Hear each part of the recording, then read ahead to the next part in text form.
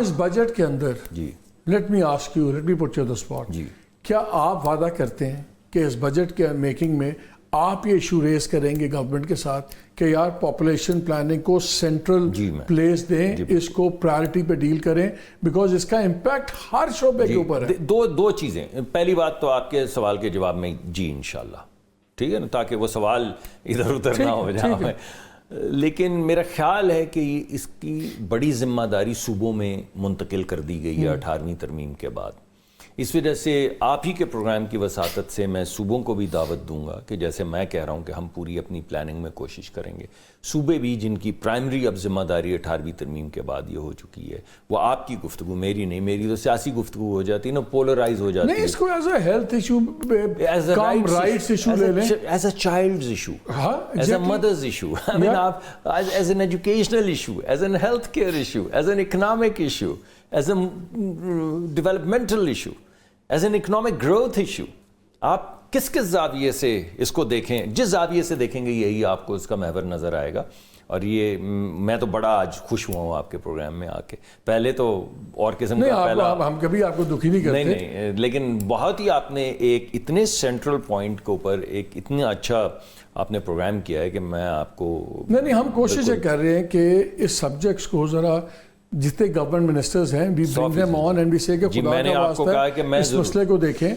یعنی اگر یہ ویسے تو میرے ہر وقت ذہن میں ہوتا ہے، لیکن میرے ذہن سے اگر یہ نکل بھی جاتا تو اب نہیں نکلے گا. یہ میرا مجھے بتائیں کہ ایز این انرجی منسٹر آپ جو دیکھیں چیزیں ڈیل کر رہے ہیں، اس میں پاپولیشن کرش کا آپ کی پالیسی پہ کتنا ہمیں بہت بہت بہت بہت گہرا اثر ہے. میں نے اس دن آپ کو بتایا، دیکھیے 24 کروڑ ہیں جو بہت زیادہ ہیں، لیکن پروجیکشن یہ ہے کہ 35 کروڑ ہو جائیں گے 2050 سے پہلے 2049 یا 2050 تک.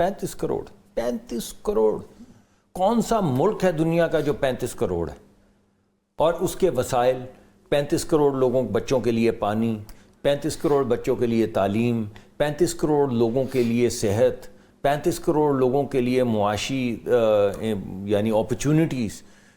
آپ کسی بھی زاویے سے دیکھیں. اور پھر جو آپ کو پتہ ہے اربنائزیشن کے جو پریشرز آتے ہیں، جو شہر برباد ہونا شروع ہو جاتے ہیں، جو شہر گاؤں رہنے کے قابل نہیں رہتے، یہ کسی زاویے سے دیکھ رہا تھا. ہماری پاپولیشن جا رہی ہے 2.6 پہ، اکانومی گرو کر رہی ہے 2 پہ.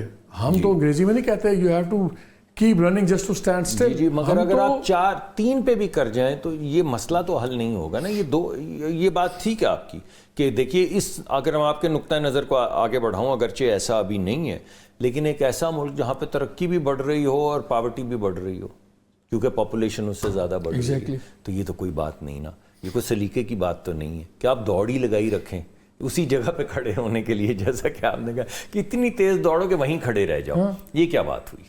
تو اس وجہ سے یہ میں آپ کو تحسین بھی، آپ کا پروگرام بڑا قابل تحسین تھا، لیکن اس کے ساتھ ساتھ میں تو اس کے لیے ضرور لابی کروں گا. آپ نے دوبارہ سے اس بات کو اجاگر کیا ہے، اور میں ہم جوائن ڈاٹس کیوں نہیں کر پا رہے پالیسی میکنگ کے پوائنٹ آف ویو سے کہ ہم لوگوں کو یہ سمجھا سکیں کس طرح یہ جو جملہ ہوتا ہے نا جی، او جی ہر بچہ اپنا رزق آپ لے کے آتا ہے، او جی اللہ دی برکت ہے گی، ایک برکت نے نکر پائی ہوئی ہے، ایک برکت بنیان پھر رہا ہے، ایک برکت ننگے پاؤں پھر رہی ہے.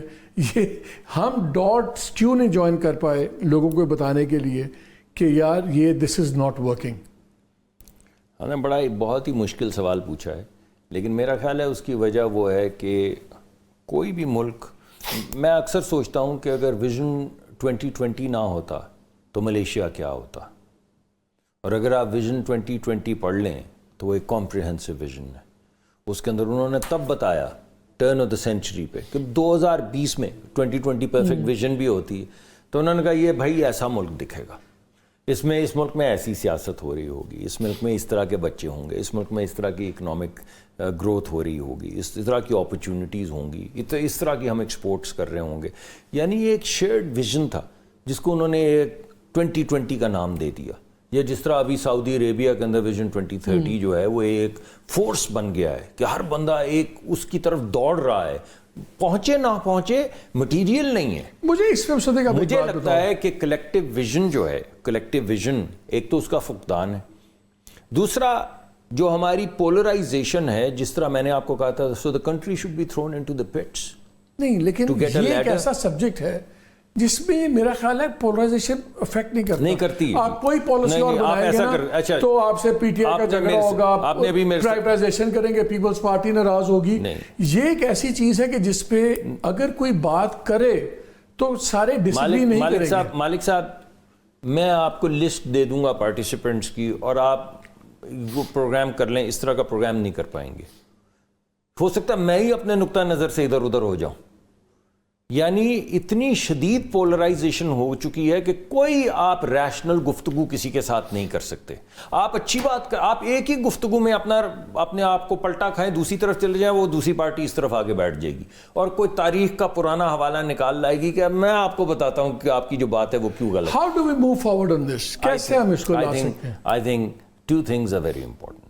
I think ایک تو پرائم منسٹر صاحب اس کے لیے کوشش کر رہے ہیں کہ امید اور ایک نیا ویژن, امید دلا دیں لوگوں کو, ویژن دے دیں اور امید دلا دیں کہ یہاں تک پہنچ پائیں گے, اور باقی ایک دوسرے کے ساتھ نوک جھوک کریں جس طرح میں تو ابھی اس کی بات کر رہا ہوں کہ ہم پاپولیشن کو یہ اس کا حصہ ہے نا یار. پلاننگ میں کیسے ابھی آپ اس بجٹ میں کیسے لا سکتے ہیں؟ دیکھیں نا, اس کا غلط جواب وہ ہے جو میں آپ کو ایک مرتبہ پہلے دے چکا ہوں کہ وہ صوبوں کو کرنا پڑے گا کیونکہ 18ویں ترمیم کے. یہ تو کوئی جواب نہیں ہے نا.